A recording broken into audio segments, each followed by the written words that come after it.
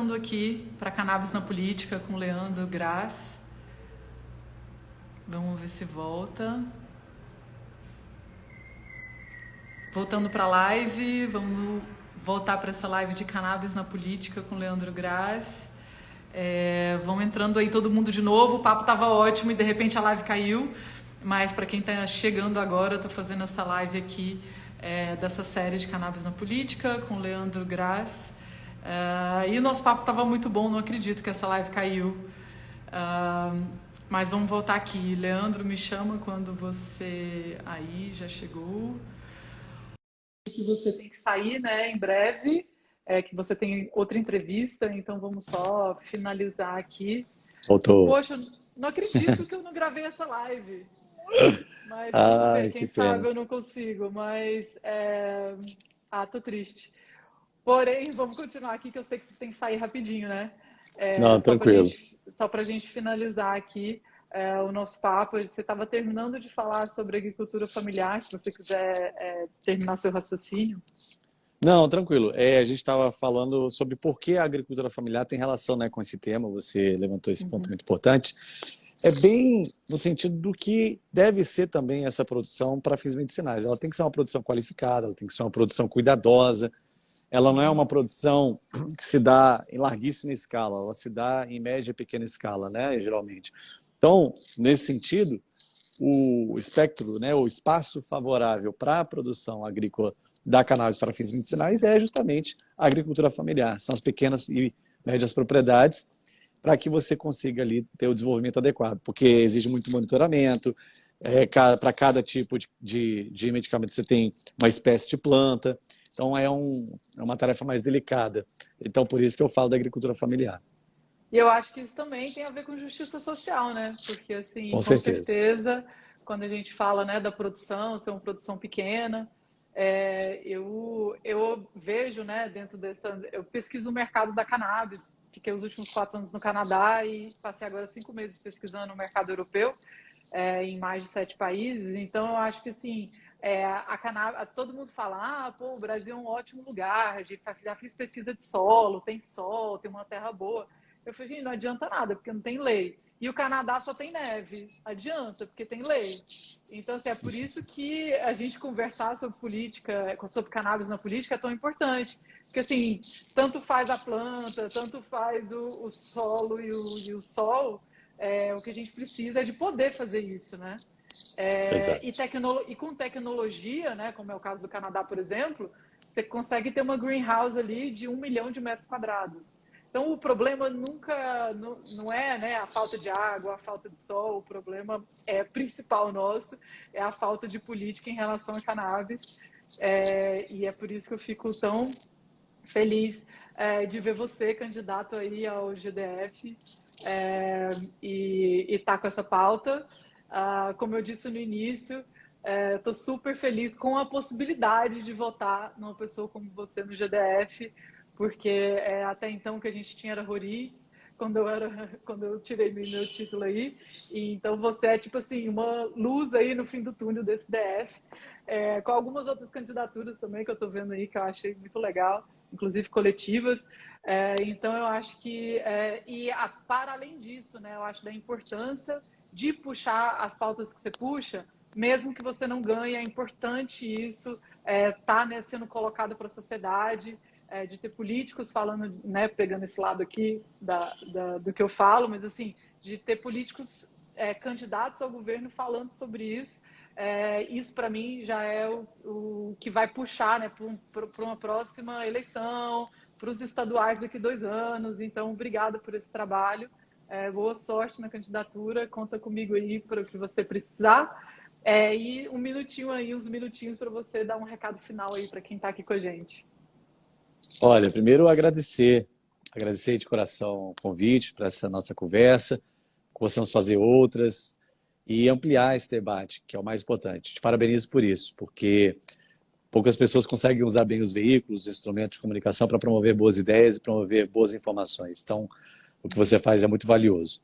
E agradecer, convidar as pessoas a nos acompanharem, né, os seus seguidores que estão aqui assistindo essa nossa lindíssima conversa, porque a gente está construindo um projeto, esse projeto vai agora ser apresentado partir do dia 16 para toda a população na campanha, a eleição no dia 2 de outubro. E esse projeto é um projeto de fortalecimento das causas que nos movem, é um fortalecimento da educação, é um fortalecimento da saúde, é um fortalecimento da agricultura familiar, da ciência, da inovação, da cultura e de redução das desigualdades, do combate à pobreza, da miséria, que tanto assola a nossa população. Eu fico feliz de poder representar esse projeto. Não é um projeto meu, é um projeto de um grande conjunto da sociedade. Nossa chapa é formada prioritariamente por pessoas ligadas a essas pautas. A minha vice-governadora, a nossa candidata vice, a professora Olga Mi, que é decana de extensão da UNB, então, uma mulher da educação, da ciência, da inovação. Nossa candidata ao Senado é a Rosilene, que também é da educação. A gente tem aí candidaturas coletivas, a distrital e federal. Ou seja, todo esse grupo é o grupo que tem representado fortemente todos esses temas que a gente tanto acredita. Então, obrigado, Luna, pelo convite, que a gente possa se reencontrar muito em breve. Esteja você aqui em Brasília, eu aí. Você está em Alto Paraíso, não é isso? Não, agora estou em São Paulo. Então, cheguei de Lisboa ontem à noite, estou em São Paulo e vou estar em breve em Brasília, então eu vou ligar para o Barato e a gente encontra aí. Isso, a gente se encontra. De encontrar pessoalmente.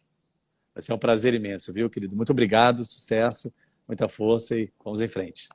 Obrigada, boa sorte aí. Tchau, tchau, galera. Obrigada por essa live. Pena que o começo não ficou gravado, essa vai. Beijos. Olá, pessoal. Estou entrando aqui para poder fazer uma live surpresa e rápida sobre cannabis na política, que é essa série que eu estou desenvolvendo aqui no Instagram.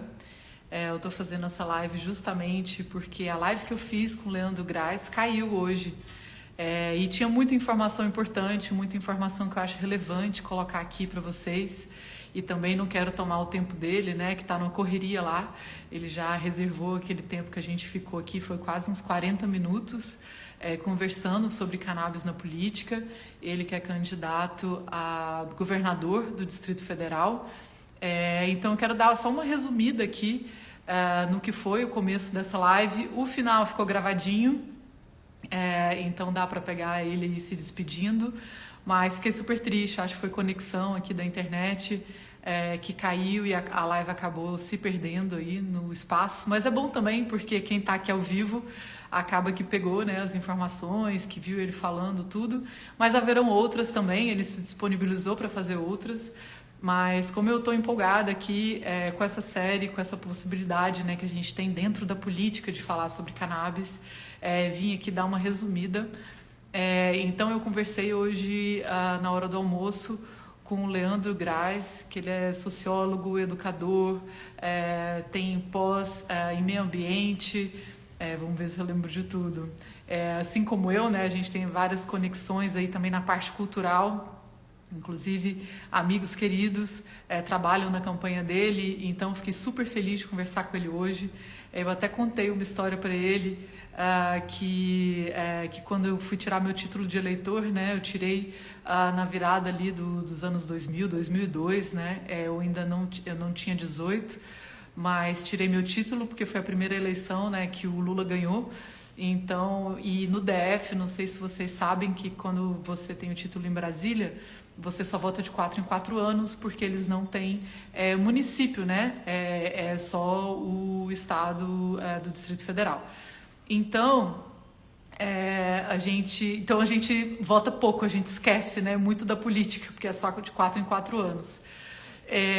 E aí eu lembrei que nessa época, quando eu fui votar, no começo dos anos 2000, a gente tinha uma possibilidade, né, que acabou, que é o Roriz, que é um tradicional político, vamos colocar assim, tradicional, né, para vocês entenderem o que é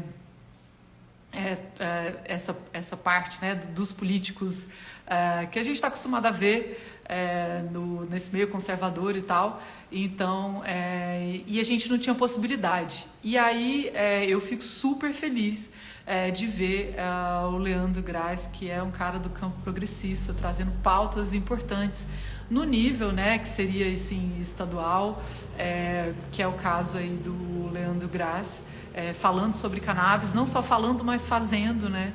Ele que é já distrital, levou para a Câmara 3 projetos sobre cannabis, sendo um deles de pesquisa, e outro que eu acho que super importante, que é o de cultivo.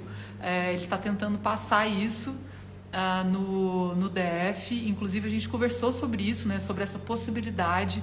Normalmente isso seria legislado pelo federal, teria que passar uma lei federal e os estados e os municípios não poderiam regular isso, porém ele com a equipe de advogados deles acham que isso é possível dentro da lei, então eles estão propondo isso para a gente conseguir produzir cannabis no DF, e isso seria também uma inspiração para os outros estados.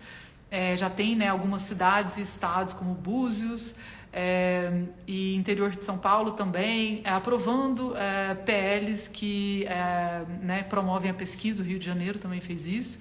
Então a gente está evoluindo ali localmente, e se eles conseguirem passar isso, né, dentro do DF, seria uma premissa talvez para outros estados, e ele acha que isso é viável, então fiquei super feliz de saber sobre isso.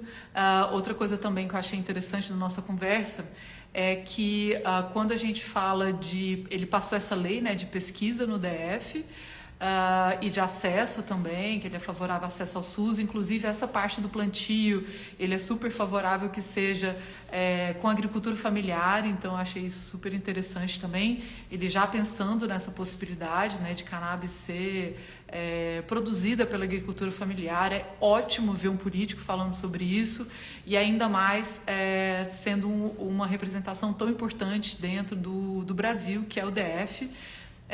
Então fiquei super feliz com essa parte. O que mais que eu estava falando aqui?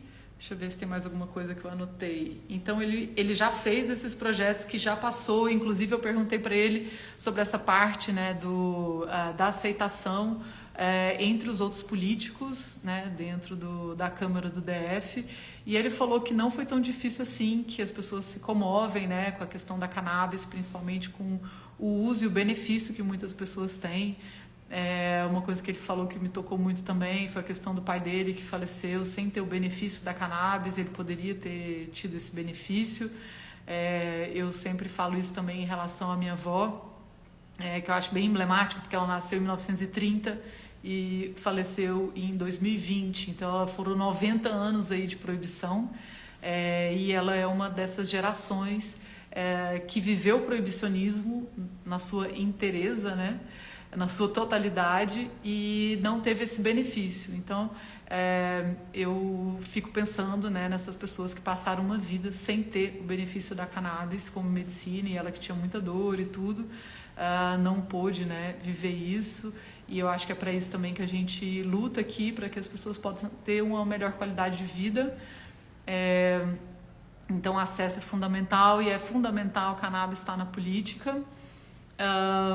E justamente, quero falar 2 pontos que é importante disso, por que eu faço essas lives e por que eu acho que é importante e quero puxar cada vez mais essa pauta.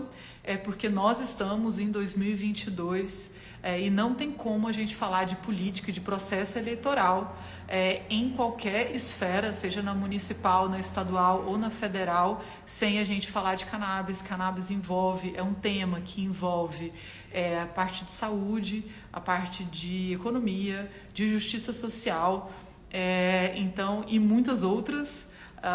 Então é super importante que a gente pergunte para cada político que você pensar e votar, ou para cada político que se candidatar, nem que você não vote, qual é a posição deles, porque a própria pergunta, quando você faz essa pergunta, quando você coloca isso, e se eles ainda não pensaram, você vai fazer eles pensarem sobre isso.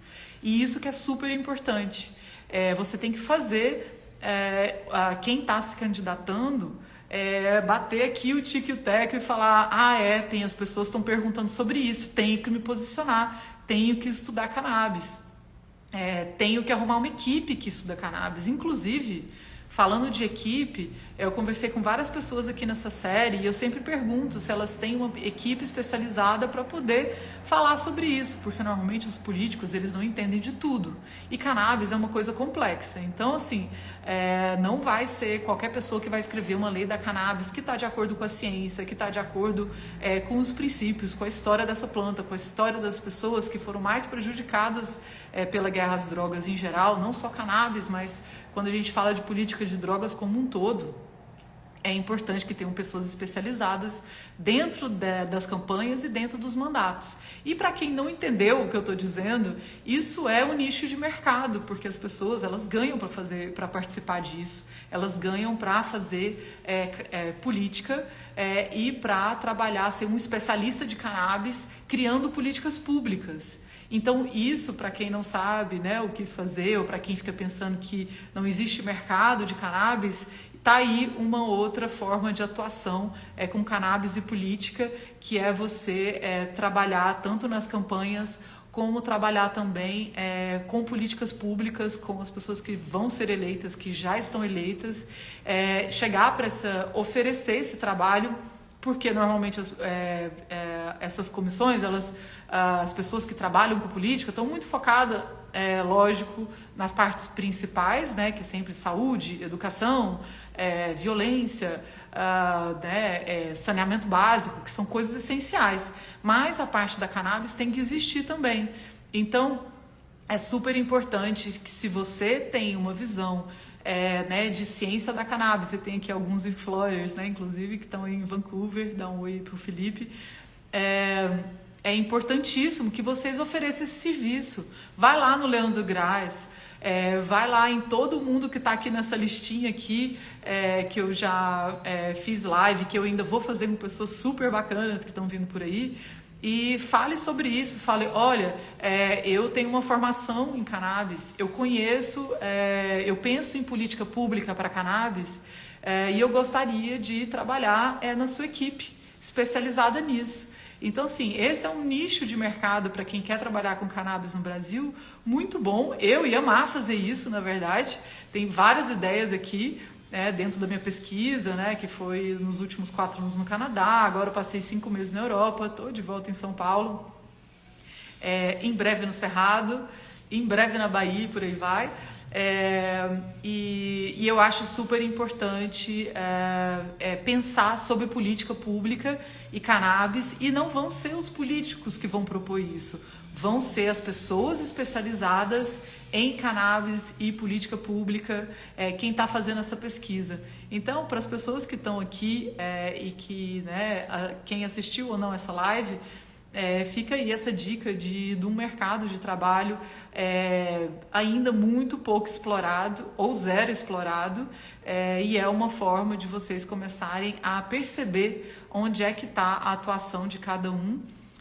Voltando aqui, né, a conversa que a gente teve, eu vou deixar vocês... ele fez também um seminário na Câmara Legislativa do DF, chamando as pessoas da indústria da cannabis também para falar obviamente com todo mundo que estava lá na Assembleia, e isso é super importante também, levar essas discussões para dentro das assembleias municipais, estaduais, e porque justamente eu participei de algumas já virtual, né, na época da pandemia, quando eu estava no Canadá, na Califórnia e tal. E faço questão de participar. Eu participei na de Araraquara, por exemplo, que foi super bacana. Eles me chamaram para um tema, acabei oferecendo outro, e quando eu saí de lá foi uma sequência de pessoas assim, agradecendo, porque não sabiam, por exemplo, que a cannabis tinha tantas formas de consumo.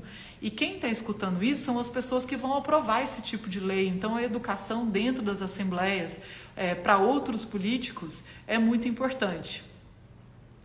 Então, eu fiz a live com o Leandro Graz, que é candidato a governador do Distrito Federal.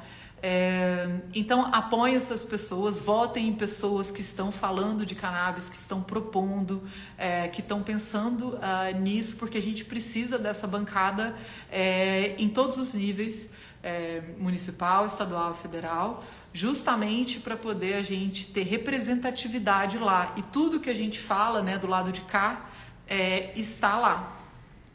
ser bem representado lá e passar, né? Porque isso é importante.